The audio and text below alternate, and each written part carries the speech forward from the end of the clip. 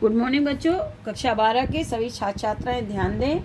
मैं आपकी विषय अध्यापिका श्रीमती मंजू गुप्ता आपको आपकी हिंदी पुस्तक के काव्यखंड का पहला पाठ अयोध्या सिंह उपाध्याय हरिऔध, जिसका शीर्षक पवन दूत का है, उसको पढ़ा रही थी।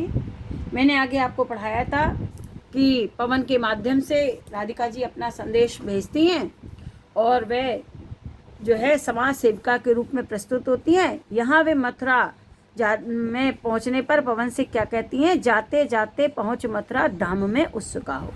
हे पवन, तू तेरे मार्ग में जाते हुए मथुरा धाम पड़ेगा और उस मथुरा धाम में उत्सुक होकर के न्यारी शोभा वर मदन की देखना। तो उस नगर की न्यारी शोभा को, अनोखी शोभा को तू वहां पर देखेगी तो अपनी उत्सुकता को और बढ़ाना और देखने का प्रयास करना। उत्सुकता को दबाना नहीं, बल्कि उस सर्वोत्तम नगरी की सुंदरता को देखकर तू मोहित हो जाना। तू होबेगी चकित लख से मेरु से मंदिरों को।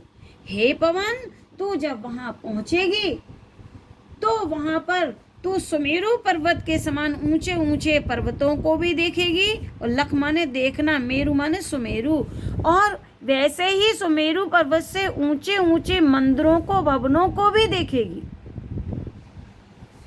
आभा वाले कलश जिनके दूसरे अर्क से है, जिनके ऊपर बने हुए कलश, प्रकाशवान कलश दूसरे अर्क माने सूर्य से प्रतीत हो रहे होंगे। बेटा, यहाँ अर्क माने सूर्य और एक अर्क माने रस होता है। शब्द युग में आता है, एक अनेकार्थी शब्द आते हैं जिसमें एक शब्द के दो अर्थ लिखने होते हैं, तो अर्क भी पूछा सकता है, जिसमें एक अर्क माने रस और एक अर्क माने सूर्य।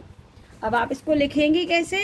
देखिए, राधा जी पवन को समझाते हुए कहती हैं कि तेरे मार्ग में मथुरा नगरी पड़ेगी और जाते जाते उसकी शोभा को देखना मत भूलना और अपनी उत्सुकता को और बढ़ाना नगरी को देखने के लिए। और उसको देख करके, उस सर्वोत्तम नगरी को देख करके तू उस पर मोहित हो जाना। और जब तू वहां पर पहुंचेगी तो सुमेरु पर्वत के समान ऊंचे ऊंचे पर्वतों को और भवनों को देखेगी। उनको देखकर तू आश्चर्यचकित हो जाएगी।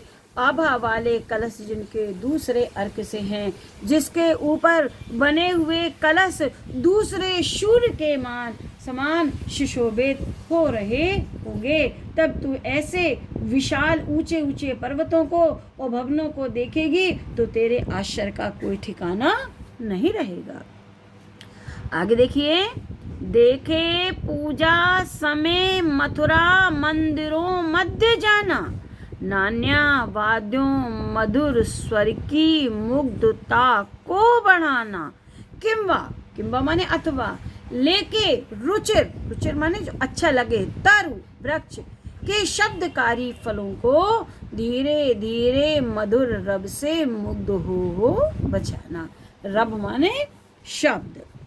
देखिए, राधिका जी पवन दूतका से कहती हैं कि देखे पूजा, हे दूतिका, हे पवन, तू मथुरा में जाकर थोड़ा ठहरना और पूजा के समय जाकर वहां के मंदिरों में जाना। पूजा के समय वहां के मंदिरों में जाना और नान्यावादों मधुर स्वर की मुग्धता को बढ़ाना। और वहां पर विभिन्न प्रकार के मधुर वाद्य बज रहे होंगे जो मधुर ध्वनि को निकाल रहे होंगे।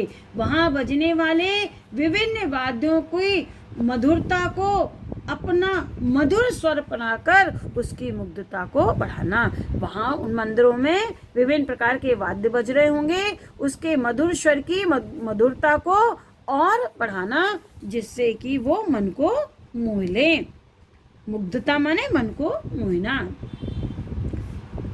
अथवा लेके रुचिर तरु के शब्दकारी फलों को, अथवा वहां तो मंदिर परिसर में खड़े हुए विभिन्न प्रकार के वृक्षों में से अपनी पसंद के, रुचिर तरु अपने पसंद के वृक्ष का चयन करके उसके फूल और पत्ते अथवा तने से शब्दकारी फलों को ग्रहण करके, शब्दकारी जो शब्द करते हो, शब्द रूपी फलों को ग्रहण करके धीरे धीरे उसकी मधुरता को मुग्ध हो करके बजाना।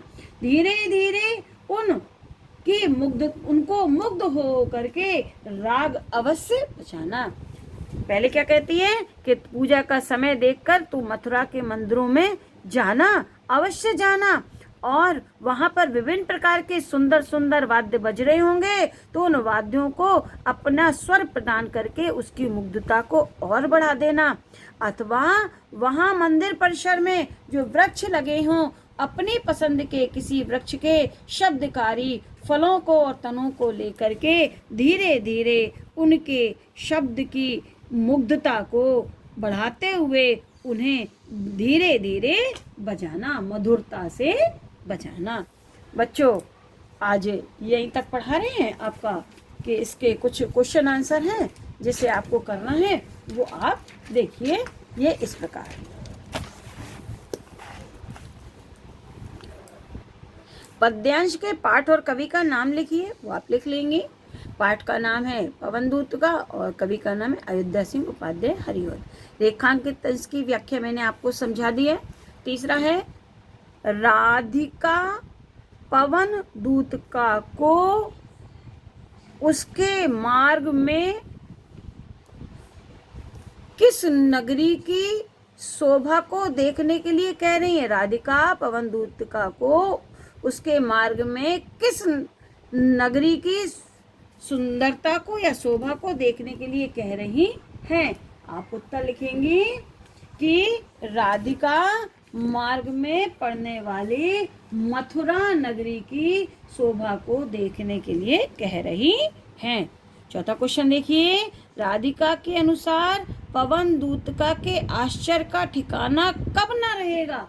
उत्तर लिखेंगे राधिका के अनुसार पवन दूतका सूर्य के समान, राधिका के अनुसार पवन दूतका सूर्य के समान चमकते आभा वाले कलशों से युक्त सुमेरु पर्वत जैसे विशाल और ऊंचे भवनों को देखेगी तो उसके आश्चर्य का ठिकाना नहीं रहेगा।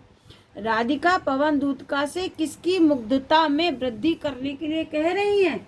उत्तर लिखेंगे राधिका पवन दूतका से पूजा के समय वहाँ के मंदिरों में जाकर वहाँ बजने वाले वाद्य यंत्रों की मधुरता को अपना मधुर स्वर प्रदान करके उसकी मधुरता में वृद्धि करने के लिए कह रही हैं। बच्चों, ये प्रश्न आप अपनी कॉपी में अवश्य करते जाइएगा, जिससे आपका कार्य होता जाए। जब आप करेंगे कॉपी में तो ये इंडिकेशन डाल लेंगे, किताब होगी ना तो ये आपको पता चल जाएगा किस पैरे के जो है संकेतांक डाल लेंगे, किस पैरे के क्वेश्चन आंसर है, जिसे आप अपनी कॉपी में करते जाएं। Thank you.